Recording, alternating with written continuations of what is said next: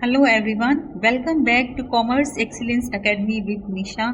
आज की वीडियो में हम कॉमर्स और पब्लिक फाइनेंस की एक बहुत ही इम्पॉर्टेंट टॉपिक कवर करने वाले हैं, गवर्नमेंट बजट। अगर आप UGC NET commerce, PGT commerce, Punjab lecturer cadre, UP TGT PGT, HPSC PGT या किसी भी कॉमर्स कॉम्पिटिटिव एग्जामिनेशन की प्रेपरेशन कर रही हैं, then government budget is a topic that you simply can't afford to skip। इस वीडियो में हम सिर्फ गवर्नमेंट बजट का मीनिंग नहीं पढ़ेंगे।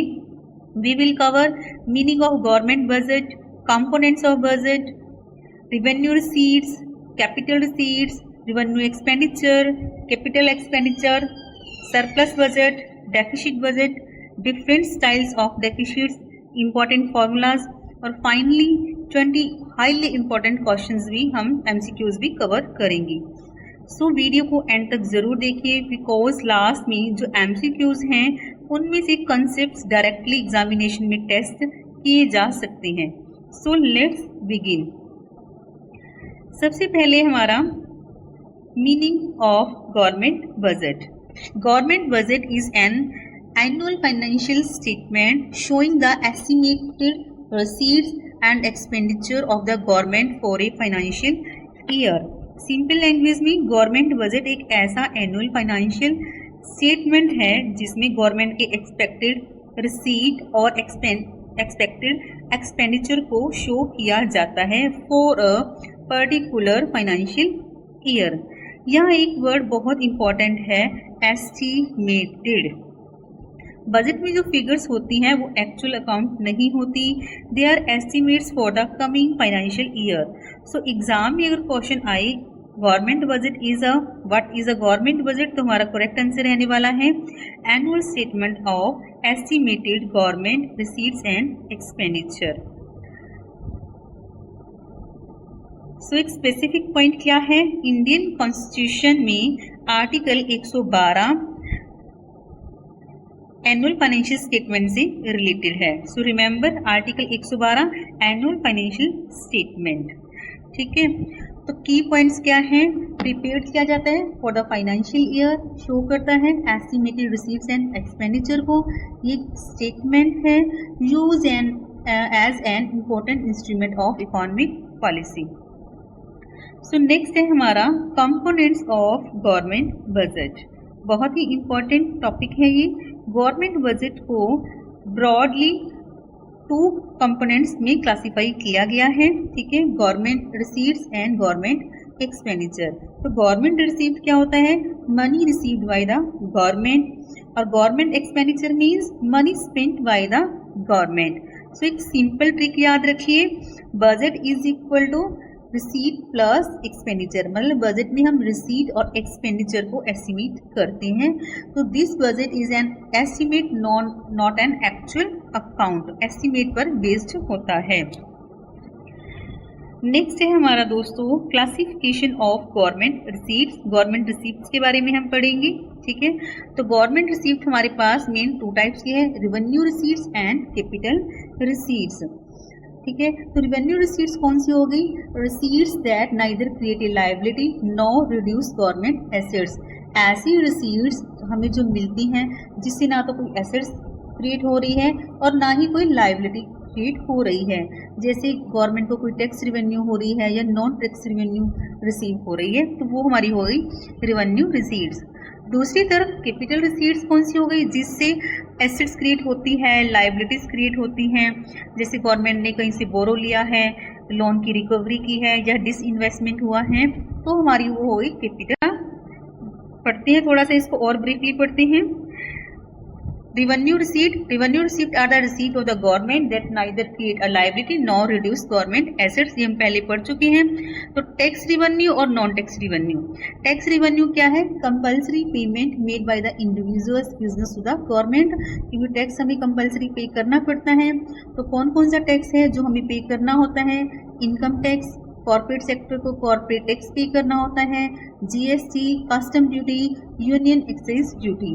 और नॉन टैक्स रिवेन्यू कौन सी होती है कि गवर्नमेंट को टैक्स को छोड़कर अनदर सोर्सेज से रिवेन्यू मिल रही है, इनकम आ रही है, जैसे कोई fees, fine, interest receipt dividend and profit या फिर लाइसेंस फीस। तो रेवेन्यू रिसीट मतलब क्या हो गया हमारा, tax revenue plus non tax revenue, ये रिवेन्यू नेचर की रिसीट्स हैं। Revenue receipt do not create liability, और ना ही कोई क्या करती है, and do not reduce government assets, ना ही कोई एसेट्स को कम कर रही है, ना ही लाइबिलिटीज को कम कर रही है, ना ही जनरेट कर रही है। ठीक है, तो ये नॉर्मल फंक्शनिंग के लिए, गवर्नमेंट की नॉर्मल फंक्शनिंग के लिए, या फिर गवर्नमेंट पब्लिक को जो बेसिक सर्विसेज प्रोवाइड कर रही है उन पर जो खर्चा कर रही है, तो वो हमारी हो गई रिवेन्यू रिसीट्स। नेक्स्ट हमारे पास रहने वाला है कैपिटल रिसीट्स। तो कैपिटल रिसीट कौन सी रिसीट है, जो क्या है, लाइबिलिटीज को क्रिएट कर रही है, एसेट्स को क्रिएट कर रही है। तो हमारे पास कौन कौन सी कैपिटल रिसीट्स हैं, बोरोइंग्स, कोई गवर्नमेंट कहीं से, पब्लिक से या फाइनेंशियल इंस्टीट्यूशन से पैसा उधार ले रही है जिससे कि लाइबिलिटी क्रिएट हो रही है। Recovery of loan, when the government recover loans given to individual institution state, इससे रिड्यूस हो जाएगी हमारी फाइनेंशियल एसेट्स, पैसा रिकवर हो जाएगा, तो मतलब हमारे डेटर कम हो रहे हैं, एसेट्स कम हो रही हैं। डिसइन्वेस्टमेंट, जब क्या करती है गवर्नमेंट पब्लिक सेक्टर एंटरप्राइज को सेल कर देती है, जब उसका प्राइवेटाइजेशन कर देती है, जिससे क्या होगा, हमारी एसेट्स क्या होगी, गवर्नमेंट की कम हो जाएगी। तो ऐसी रिसीट्स जिससे गवर्नमेंट की लाइबिलिटीज या एसेट्स पर इम्पैक्ट पड़ रहा है, तो वो हमारी क्या हो जाएंगी, कैपिटल रिसीट्स। ठीक है, तो एग्जाम्पल क्या है, borrowing, recovery of loan, disinvestment, liability increase हो रही है, एसेट्स कम हो रही हैं, तो वो हमारी क्या हो गई, capital receipts. Capital receipt lead to liability creation और एसेट रिडक्शन, लाइबिलिटी क्रिएट होती है और एसेट्स क्या होती है, रिड्यूस होती है, तो वो हमारी हो गई कैपिटल रिसीट्स। नेक्स्ट हम आते हैं classification of government expenditure. Expenditure भी हमारे पास टू टाइप्स की है, revenue expenditure as well as capital expenditure. Revenue expenditure कौन सी हो गई, ना तो एसेट्स पर कोई फर्क पड़ रहा है, ना ही लाइबिलिटीज पर, ना तो एसेट्स क्रिएट हो रही हैं, ना ही लाइबिलिटीज रिड्यूस हो रही हैं, जैसे कि salaries, pension, interest payment, subsidies, admin expenditure, तो ये सब के हमारे पास revenue expenditure. On the another hand capital expenditure, ऐसे एक्सपेंडिचर जो क्रिएट करते हैं एसेट्स को और लाइबिलिटीज को रिड्यूस करते हैं, जैसे कि construction of road, construction of bridge, machinery purchase की है, तो इन्वेस्टमेंट किया है इंफ्रा में, या रिपेमेंट ऑफ गवर्नमेंट डेट, तो ये सब कौन सी होगी, हमारी कैपिटल एक्सपेंडिचर, जिनसे हमारी एसेट्स क्रिएट होगी और लाइबिलिटीज रिड्यूस होगी। तो revenue expenditure does not create assets और रिड्यूस लाइबिलिटीज, और कैपिटल एक्सपेंडिचर क्रिएट एसेट्स और reduce liabilities. So revenue expenditure means does not create assets और reduce liabilities, and capital expenditure जो assets create करते हैं, liabilities को रिड्यूस करते हैं। रेवेन्यू एक्सपेंडिचर जरूरी है डे टू डे फंक्शनिंग के लिए, और कैपिटल जरूरी है एसेट क्रिएशन और लाइबिलिटी रिडक्शन के लिए। सो अब दोनों का कंपैरिजन एग्जाम पर्सपेक्टिव से करते हैं। ठीक है, तो की डिफरेंसेस देखते हैं between revenue and capital expenditure. Nature क्या है, ये day to day operational expenditure है, रिकरिंग होती रहती है, बार बार होती है, रिपीट होती है। ये एसेट क्रिएटिंग और लाइबिलिटी रिड्यूसिंग एक्सपेंडिचर है, एसेट क्रिएट नहीं होती, लाइबिलिटी रिड्यूस नहीं होती। और कैपिटल एक्सपेंडिचर से एसेट्स क्रिएट होती हैं, लाइबिलिटीज रिड्यूस होती हैं। बेनिफिट कंज्यूम कर लिया जाता है रेवेन्यू एक्सपेंडिचर का सेम ईयर में, और इसका मोर देन 1 ईयर में। फ्रीक्वेंसीज ऑफर्स रेगुलरली, हर बार होते हैं, डे टू डे खर्चे होते हैं। ऑफर्स ओकेजनली, कभी कभी होते हैं। For the example salary, pension, interest payment, ठीक है, सब्सिडी, ये हमारे हो गए रिवेन्यू। और construction of road, bridge, machinery, infra, government, इन सब पर खर्चा क्या हो गया हमारा, रिवेन्यू और कैपिटल एक्सपेंडिचर। अब देखते हैं classification of budget on the basis of balance. Balance के बेस पर, ठीक है, गवर्नमेंट रिसीव्ड को आर और गवर्नमेंट एक्सपेंडिचर को ई से हम डिनोट करते हैं। There are 3 important types of budget, जो कि है balance budget, surplus budget and deficit budget. तो बैलेंस बजट, ठीक है, when government receipt is equal to government expenditure तो हम क्या क्या कहेंगे कि बैलेंस बजट है। तो government neither earn a surplus nor इनकर अ डेफिसिट, ना ही सरप्लस हुआ है ना ही डेफिसिट हुआ है, बैलेंस में है। सरप्लस बजट क्या हो गया? When government receipts are great than government expenditure, receipts ज़्यादा हैं और एक्सपेंडिचर कम है तो क्या हुआ है? गवर्नमेंट को सरप्लस हुआ है, तो हम कहेंगे सरप्लस बजट। डेफिसिट बजट क्या है? जब एक्सपेंडिचर ज़्यादा है और रिसीट्स क्या हैं? कम है, तो इस केस में गवर्नमेंट को डेफिसिट बियर करना पड़ता है, फेस करना पड़ता है। अब गवर्नमेंट बजट के कुछ इम्पोर्टेंट टाइप्स को हम क्विकली अंडरस्टैंड करते हैं। जैसे हम कुछ तो पढ़ ही चुके हैं, balance budget, surplus budget and deficit budget. Another type जैसे कि performance budget, zero base budget, gender base budget, इनके बारे में भी हम पढ़ते हैं। तो सबसे पहले हमारे पास रहने वाला है जीरो बेस बजटिंग। तो zero base budgeting commonly known as ZBB, zero base budgeting. ठीक है, तो क्या है हमारे पास जीरो बेस बजटिंग? एक बहुत ही इंटरेस्टिंग है। ट्रेडिशनल बजटिंग में क्या करते हैं? प्रीवियस ईयर्स एक्सपेंडिचर को बेस बनाकर इंक्रीमेंटल चेंजेस किए जा सकते हैं, इंक्रीमेंटल चेंजेस किए जा सकते हैं। बट जीरो बेस बजटिंग में क्या है? अजम्पशन होती है स्टार्ट फ्रॉम जीरो, जीरो से क्या किया जाएगा? स्टार्ट किया जाएगा। मतलब हर एक्टिविटी और एक्सपेंडिचर को जस्टिफाई करना होगा। ठीक है, क्वेश्चन ये नहीं होगा कि लास्ट ईयर कितना स्पेंड हुआ था, क्वेश्चन ये होगा कि इस ईयर एक्सपेंडिचर की नेसेसिटी क्या है।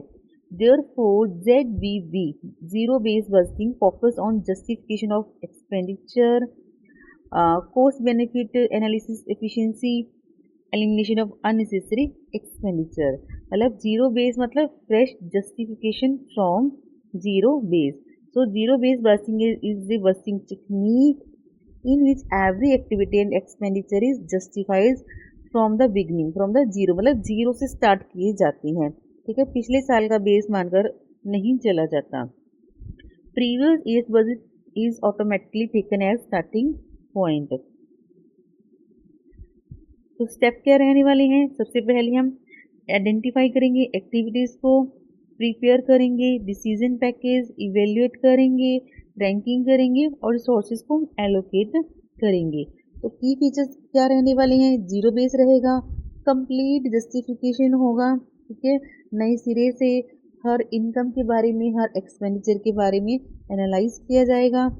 Focus on cost benefit analysis, decision package, activities are divided into decision package which are evaluated and which are ranked. किसको हमें इवेल्युएट करना है, किसकी हमें रैंकिंग करनी है। Resources allocation, resources are allocated according to priorities rather than simply increasing decreasing last year budget। ये नहीं देखना, हम प्रायोरिटी देखेंगे किसको प्राथमिकता दी जा रही है इस साल की बजट में। तो ऑब्वियसली ये क्या है? परफॉर्मेंस ओरिएंटेड है, एफिशिएंसी और इफेक्टिवनेस को फोकस किया गया है। तो जीरो बेस बजटिंग और ट्रेडिशनल बजटिंग किस तरह से डिफरेंस है, इन दोनों आपस में कैसे डिफरेंट हैं? तो ट्रेडिशनल बजटिंग में हम क्या लेते हैं? पिछले साल का बजट लेते हैं, लेकिन जीरो बेस बजटिंग में हम कोई बेस नहीं लेते, जीरो से स्टार्ट करते हैं। मेन फोकस क्या रहता है ट्रेडिशनल बजटिंग में कि कितना चेंजेस हुए हैं पिछले साल के बजट में। इसमें हम हर एक्टिविटीज का, हर इनकम का, हर एक्सपेंडिचर का जस्टिफिकेशन लिखते हैं, स्टार्टिंग से हम पॉइंट लेते हैं। एक्सपेंडिचर यूजुअली क्या होते हैं? इंक्रीमेंटल होते हैं, इन्हें हम जस्टिफाई करेंगे। ठीक है, देखेंगे कितना खर्चा होगा, कहाँ होगा, तो नए सिरे से जस्टिफिकेशन किया जाएगा।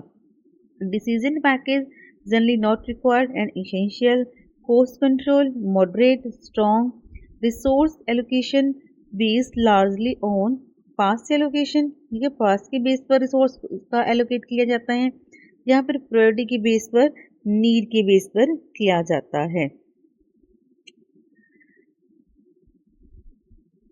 सो जीरो बेस बजटिंग मतलब सिंपली रिड्यूसिंग एक्सपेंडिचर। तो इसका मेन ऑब्जेक्टिव क्या है? To ensure that resources are allocated to activities that provide the greatest value. हमने सिर्फ लास्ट ईयर के बजट पर ही रिलेवेंट नहीं रहना, उस पर डिपेंड नहीं रहना, एक स्टार्टिंग से जीरो से स्टार्ट करना है, हर इनकम को, हर एक्सपेंडिचर को जस्टिफाई करना है कि क्यों ये खर्चा हो रहा है, कितना हो रहा है, कितना अननेसेसरी खर्चा है, ताकि हम खर्चे को कम से कम कर सकें, एलिमिनेट कर सकें जो वेस्ट खर्चे हैं। नेक्स्ट है हमारा परफॉर्मेंस बजट। परफॉर्मेंस बजटिंग मतलब नाम से पता चल रहा है परफॉर्मेंस पर फोकस किया गया है। Performance budgeting is a budgeting system in which financial sources are linked with the performance. तो परफॉर्मेंस की तरफ फोकस किया गया। परफॉर्मेंस क्या रिजल्ट निकल कर आया है, हमारी एक्टिविटीज का कितना खर्चा करने से क्या हमें अचीव हुआ है, आउटपुट पर एंड रिजल्ट पर कि कितना हमें अचीव हुआ है, कितना रिजल्ट मिला है, कितना आउटपुट मिला है, that is called performance budgeting. Simple definition क्या है, how much money is being spend, कितना खर्चा किया गया है, but performance result will be achieve, इतना पैसा खर्च करने पर क्या हमें अचीव हुआ है, क्या मिला है, उस चीज पर, उस बात पर ही फोकस करता है, that is called performance budget. तो की फीचर्स क्या रहने वाले हैं, परफॉर्मेंस ओरिएंटेड है, एक्टिविटी बेस्ड है, आउटपुट चाहिए हमें, रिजल्ट चाहिए, अकाउंटेबिलिटी को क्या करता है, फिक्स करता है, ठीक है, डिपार्टमेंट्स की, तो क्या परफॉर्मेंस रही है, नेगेटिव रही है या पॉजिटिव रही है, अकाउंटेबिलिटी ये फिक्स करता है। परफॉर्मेंस को हम मेजर कर सकते हैं, बेटर रिसोर्सेज एलोकेशन कर सकते हैं। तो मेन एलिमेंट क्या है, इनपुट क्या रहेंगे हमारे, कितने हमने रिसोर्सेज यूज किए हैं, मनी, मैन पावर, मटेरियल, क्या एक्टिविटी किया है, क्या काम किया है, और आउटपुट रिजल्ट हमें क्या मिला, ठीक है, और आउटकम क्या फाइनल रिजल्ट निकल कर आया है। जैसे एग्जाम्पल है, गवर्नमेंट ने 10 करोड़ खर्च किए, ठीक है, किस पर, हेल्थ कैंप लगाया, जिसमें 50,000 लोगों का क्या किया गया, इलाज किया गया, तो आउटकम क्या निकल कर आया है, पब्लिक हेल्थ इंप्रूव हुई है, तो परफॉर्मेंस बजट इसे बोलते हैं। तो उसके मेन ऑब्जेक्टिव क्या है, to improve efficiency and effectiveness, accountability, resource allocation के लिए, वेस्टफुल एक्सपेंडिचर को रिड्यूस करने के लिए हम क्या करते हैं, परफॉर्मेंस बजटिंग करते हैं। तो performance budgeting is equal to money plus activities plus measurable performance. Next हमारा दोस्तों रहने वाला है gender based budgeting, gender budgeting, ठीक है, बजट विद जेंडर पर्सपेक्टिव, कि जेंडर इक्वालिटी लाने के लिए, ठीक है, तो जो खर्चे किए गए हैं, खर्चे किए जाएंगे, जिनका बजट बनाया जाएगा ताकि जेंडर इक्वालिटी हम ला सके, उसे हम कहेंगे जेंडर बजटिंग।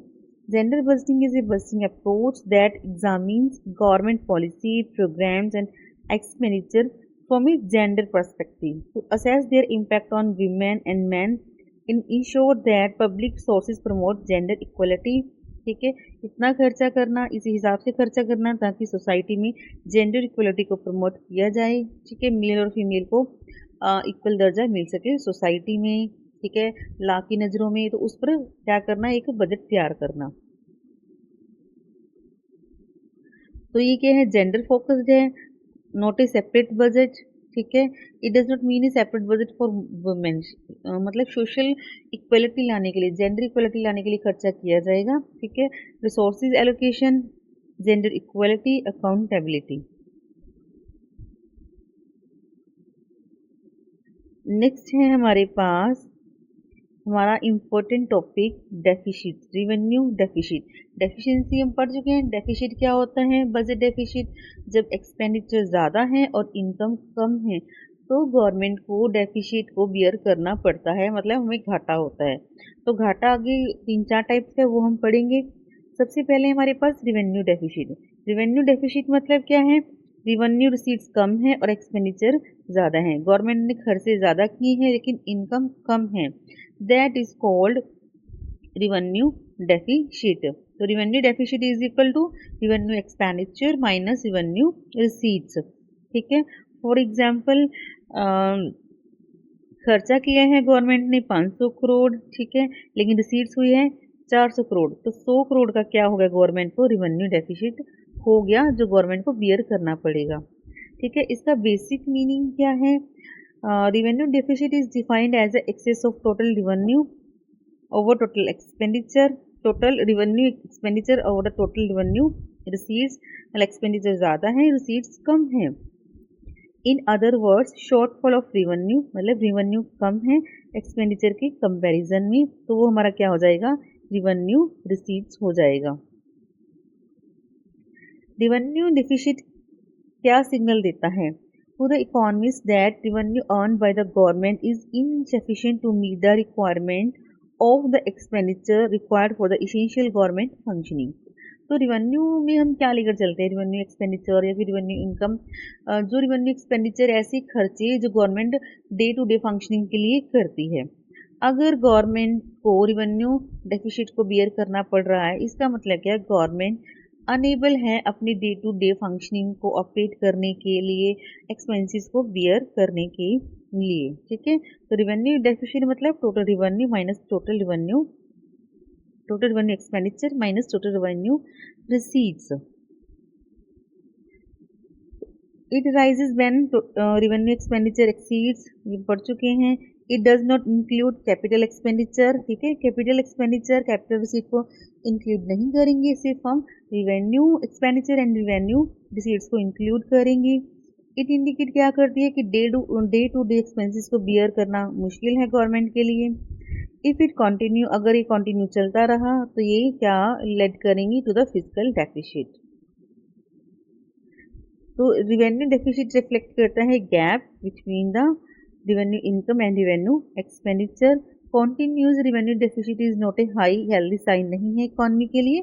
तो ये क्या प्रेजेंट करता है कि गवर्नमेंट अपनी डे टू डे फंक्शंस को ऑपरेट नहीं कर पा रही। ठीक है, तो नेक्स्ट हम पढ़ते हैं physical deficit. Most famous deficit that is called physical deficit. ठीक है, फिजिकल डेफिसिट क्या रिप्रेजेंट करता है, represent the overall boring requirement of the government. Government को फिजिकल डेफिसिट हुआ है, घाटा हुआ है, तो गवर्नमेंट को कितना उधार लेना पड़ेगा, कितनी बोरिंग रिक्वायरमेंट है। ऑब्वियसली क्या हुआ है, गवर्नमेंट को डेफिसिट हुआ है, घाटा हुआ है, तो गवर्नमेंट को अब क्या काम चलाना है, ठीक है, देश को चलाना है। तो देश को चलाने के लिए पैसा चाहिए, लेकिन वो पैसा नहीं है क्योंकि पहले ही घाटे में है। तो अब क्या करना पड़ेगा, उधार लेना पड़ेगा। तो कितना उधार लेना पड़ेगा, जितना घाटा हुआ है, जितना डेफिसिट है। ठीक है, तो सिंपली हम कह सकते हैं physical deficit is defined as the excess of total expenditure. ठीक है, टोटल एक्सपेंडिचर और over total receipts excluding borrowing in a year. देखो बोरिंग नहीं लेंगे ना हम रिसीट्स में, हमें टोटल कितनी रिसीट्स मिली हैं, टोटल कितनी इनकम हुई है। अगर हम कहें कि हम बोरिंग इंक्लूड कर रहे हैं कि हमने पैसा क्या लिया है, उधार लिया है, तो वो हमारी रिसीट्स नहीं है, वो हमारी क्या बोरिंग है, वो सरकार के ऊपर क्या है, लोन है, सरकार के ऊपर कर्जा है। तो बोरिंग को टोटल रिसीट में ऐड नहीं करेंगे। तो फिजिकल डेफिसिट मतलब क्या है, total expenditure minus total receipts. ये बात ध्यान रखना कि बोरिंग को हम इंक्लूड नहीं करेंगे। The more the physical deficit, जितना फिजिकल डेफिसिट ज़्यादा आएगा, जितना घाटा ज़्यादा आएगा, उतना ही गवर्नमेंट को क्या करना पड़ेगा, उधार लेना पड़ेगा, उतना ही गवर्नमेंट के ऊपर कर्जा रहेगा। In other words this can be defined as amount that the government needs to borrow in order to meet all expenses. ठीक है, खर्चा चलाने के लिए जितना उधार लेना पड़ेगा वही हमारा फिजिकल डेफिसिट। अगर हम इंडिविजुअल लेवल पर भी बात करें, मान लेते हैं हमारी इनकम है 50 रुपये, ठीक है, लेकिन खर्चा है हमारा 80 रुपये। ठीक है, तो 30 रुपये क्या हो गया, हमारा डेफिशिएंसी होगी ना, डेफिसिट हो गया। तो अब खर्चा तो चलाना है, 30 रुपये आपको क्या करना पड़ेगा, कहीं ना कहीं से उधार लेना पड़ेगा। तो यही है हमारा फिजिकल डेफिसिट। इसमें हम लेकर चलेंगे total expenditure and total receipts को। Fiscal deficit is equal to total expenditure minus total receipt excluding borrowing. Borrowing को हम रिसीट्स में इंक्लूड नहीं करेंगे। की पॉइंट्स देखते हैं। Physical deficit shows a funding gap और shortfall face by the government. कितना शॉर्टफॉल फेस करना पड़ रहा है, कितना फंडिंग मतलब करनी पड़ेगी। अगर फिजिकल डेफिसिट ज़्यादा है तो बोरिंग रिक्वायरमेंट ज़्यादा रहेगी गवर्नमेंट की। इंडिकेट करता है extent to which government expenditure is not finance by its receipts. ठीक है, कि कितना खर्चा है जो रिसीट से क्या नहीं, काम नहीं चल रहा है। ठीक है, not finance by its receipts. Boring power is excluded, boring को हम इंक्लूड नहीं करेंगे। तो एक फिजिकल डेफिसिट, ठीक है, ये हमने पढ़ लिया है। अगर क्वेश्चंस में आ जाता है तो हमारा आंसर क्या रहने वाला है, physical deficit is equal to total expenditure minus total receipt excluding borrowing. Borrowing को हम रिसीट में इंक्लूड नहीं करेंगे। नेक्स्ट है हमारा remedial measures for fiscal deficit. अब फिस्कल डेफिसिट को बियर करने के लिए, उसको फेस करने के लिए, या फिर इसका इलाज क्या है, रेमेडीज क्या है हमारे पास।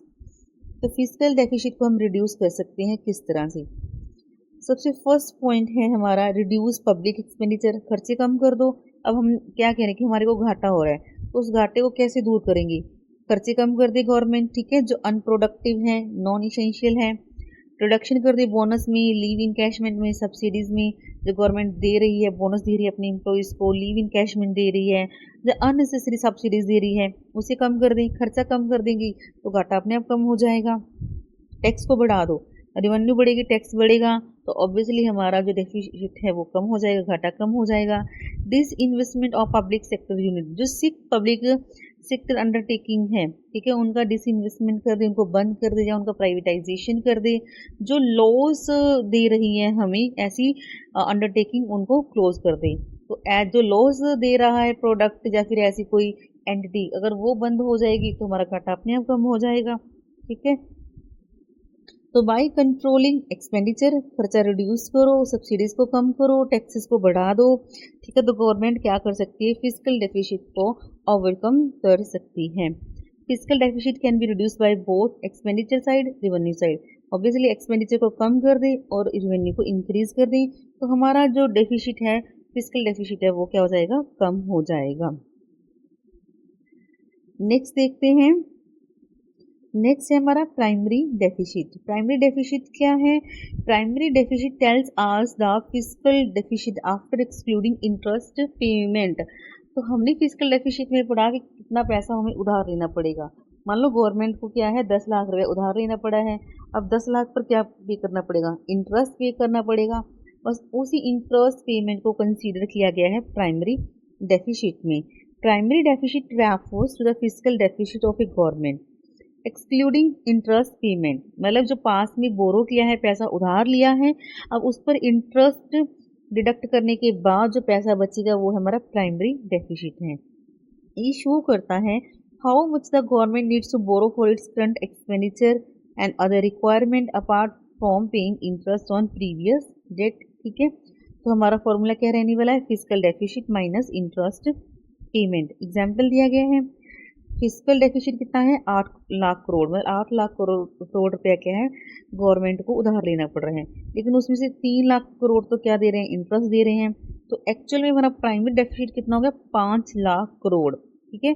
8 लाख करोड़ है, इंटरेस्ट पेमेंट कितनी कर रहे हैं, 3 लाख करोड़, तो 5 लाख करोड़ क्या है, प्राइमरी डेफिसिट है। तो मतलब government borrowing is entirely being used to meet interest payment obligations, अगर जीरो हमारा प्राइमरी डेफिसिट रहता है। कंसेप्चुअली जो primary deficit tells us how much current fiscal deficit remain after removing the burden of interest payment on past borrowings, मतलब जो पास में बोरो किए हैं वो बर्डन हम निकाल दें। जैसे हमने कहा था फिस्कल डेफिसिट है मतलब 8 लाख करोड़, गवर्नमेंट को 8 लाख कर्जा लेना पड़ेगा, लेकिन इंटरेस्ट पेमेंट को अभी हम निकाल दें कि इंटरेस्ट पेमेंट का बर्डन निकाल दें तो कितना, और वो 3 लाख है। 3 लाख हमने क्या करना है, जो पास में पैसा उधार लिया था ना उस पर इंटरेस्ट देना है, उसका बर्डन अभी रहने देते हैं। तो 8 लाख में से 3 लाख हमने इंटरेस्ट पेमेंट निकाल दी, मतलब एक्चुअल में गवर्नमेंट को कितना कर्जा लेना पड़ेगा, 5 लाख करोड़। प्राइमरी डेफिसिट कितना है, 5 लाख करोड़ रह जाएगा। नेक्स्ट है हमारा इफेक्टिव रिवेन्यू डेफिसिट, ठीक है, इफेक्टिव रिवेन्यू डेफिसिट ERD। तो ERD is calculated by adjusting revenue deficit for grant in aid for creation of capital assets, ठीक है। डिफाइन किया गया measure of revenue deficit that exclude grant for creation of capital assets. अब government क्या देती है, different states को grant provide करती है एसेट क्रिएशन के लिए, ठीक है। तो हम उसे भी अब क्या करेंगे, कंसीडर करेंगे। Effective revenue deficit is equal to revenue deficit minus कर देंगे जितनी गवर्नमेंट ने ग्रांट दी है for the creation of capital asset, तो हमारा वो क्या आ जाएगा, इफेक्टिव रिवेन्यू डेफिसिट। तो why is it important? Normally क्या करती है गवर्नमेंट? ग्रांट देती है, ठीक है, कैपिटल एसेट्स के लिए and are recorded as revenue expenditure. लेकिन इकोनॉमिकली देखा जाए ये ग्रांट्स हेल्प करती हैं एसेट्स क्रिएट करने के लिए, सो कैपिटल क्रिएटिंग नेचर है, लेकिन हम वो रिकॉर्ड किस में करते हैं? रिवेन्यू एक्सपेंडिचर में। एक्चुअल में वो होते कौन से हैं? कैपिटल नेचर के खर्चे होती हैं। So effective revenue deficit ERD gives A more realistic picture of government revenue imbalance. तो मोर पिक्चर हमें क्लियर होती है कि कितना एक्चुअल में रिवेन्यू बैलेंस है या इम्बैलेंस है। तो हम क्या करते हैं, जितना हमारे पास रिवेन्यू डेफिसिट आया है उसमें से ग्रांट को हम क्या कर देते हैं? माइनस कर देते हैं। जैसे रिवेन्यू डेफिसिट है, रिवेन्यू डेफिसिट मतलब क्या है? रिवेन्यू एक्सपेंडिचर ज़्यादा है रिवेन्यू इनकम से, तो हमारा रेवेन्यू डेफिसिट निकल कर आया है 500 करोड़ और गवर्नमेंट ने ग्रांट कितनी दी है? 100। तो एक्चुअल में हमारा इफेक्टिव रेवेन्यू डेफिसिट कितना आ गया? 400 करोड़। 100 करोड़ को हम कंसीडर नहीं करेंगे, उसी रिवेन्यू एक्सपेंडिचर रिवेन्यू इनकम की कैटेगरी में कंसीडर नहीं करेंगे, क्योंकि जो ग्रांट दी गई है वो कैपिटल नेचर का खर्चा है, उसे हम कहाँ लेकर चले जाएंगे? कैपिटल एक्सपेंडिचर में लेके जाएंगे।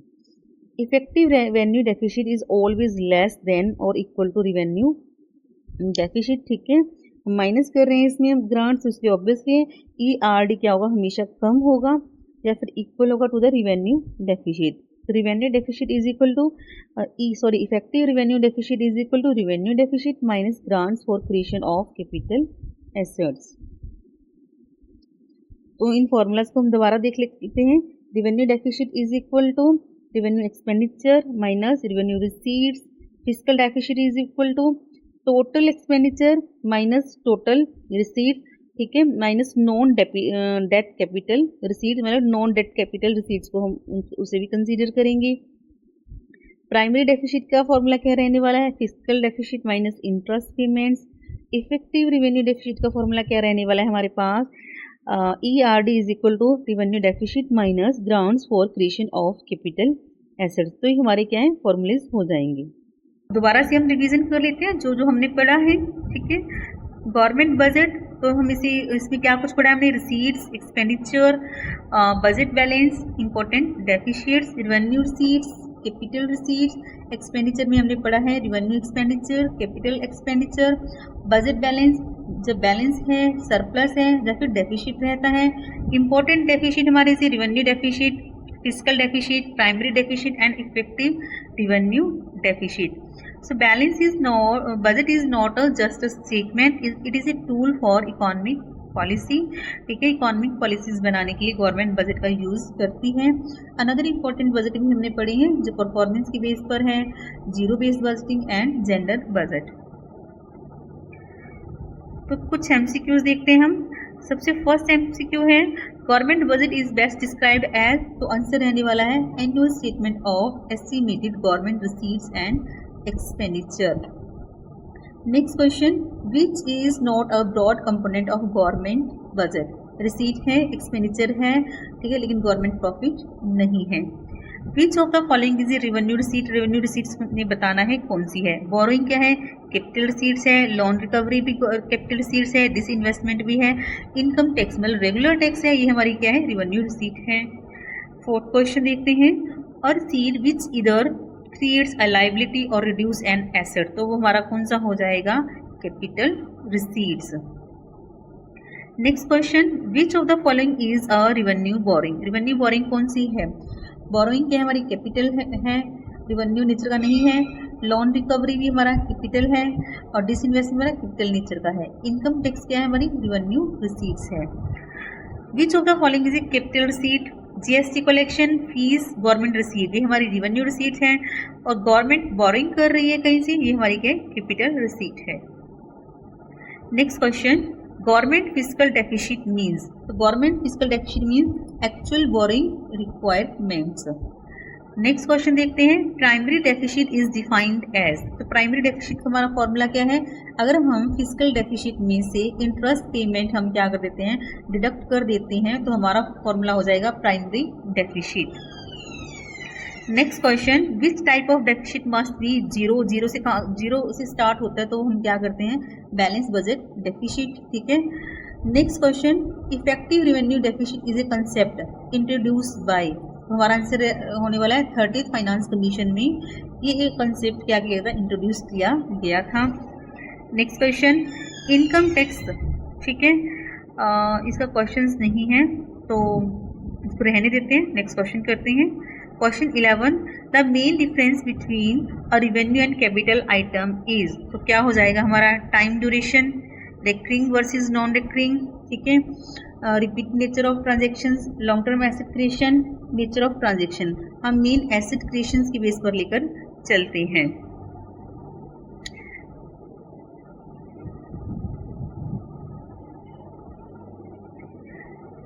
चलिए नेक्स्ट क्वेश्चन देखते हैं। Disinvestment is classified as a, तो डिसइन्वेस्टमेंट कर रहे हैं हम तो हमारा वो क्या हो जाएगा, कैपिटल रिसीट, जिससे हमारी एसेट्स क्या हो रही है, रिड्यूस हो रही हैं। नेक्स्ट है recovery of loan is which kind of receipts, तो हमारा आंसर रहने वाला है capital receipt. An example of a non tax revenue receipt for the government is, अगर टैक्स रिवेन्यू और एक नॉन टैक्स रिवेन्यू, तो नॉन टैक्स रिवेन्यू कौन सी हो जाएगी, देखो जीएसटी, कॉर्पोरेट टैक्स, ये हमारे पास क्या है, टैक्स रिवेन्यू है, ठीक है। फीस एंड फाइन क्या हमारे पास, नॉन टैक्स रिवेन्यू है। डिसइन्वेस्टमेंट तो इस एरिया में आता ही नहीं है।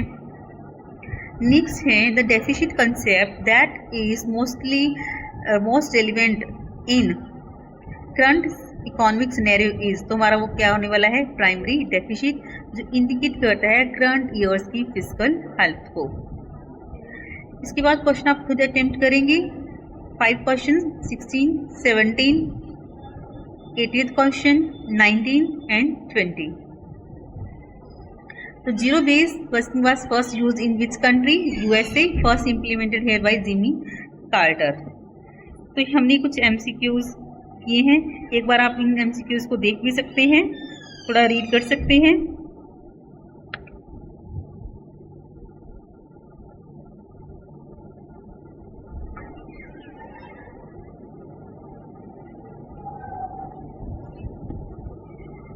तो दोस्तों आई होप गवर्नमेंट बजट का कंप्लीट कंसेप्ट आपको क्लियर हो गया होगा। आज हमने गवर्नमेंट बजट का meaning, component, revenue receipts, capital receipts, revenue expenditure, capital expenditure, budget classification, ठीक है, कुछ इंपॉर्टेंट फार्मूलाज और एमसीक्यूज कवर किए हैं। अगर वीडियो हेल्पफुल लगा हो then please like the video, आपके फ्रेंड्स के साथ भी शेयर करना, and most importantly commerce with Nisha को सब्सक्राइब करना मत भूलना। कमेंट सेक्शन में मुझे ज़रूर बताइएगा कि आपको सबसे डिफिकल्ट कंसेप्ट कौन सा लगा है, रिवेन्यू वर्सेस कैपिटल या डेफिसिट्स। नेक्स्ट वीडियो में हम इसी सीरीज़ को और एग्ज़ाम ओरिएंटेड बनाएंगे। Till then keep learning, keep growing. Thank you so much for the watching.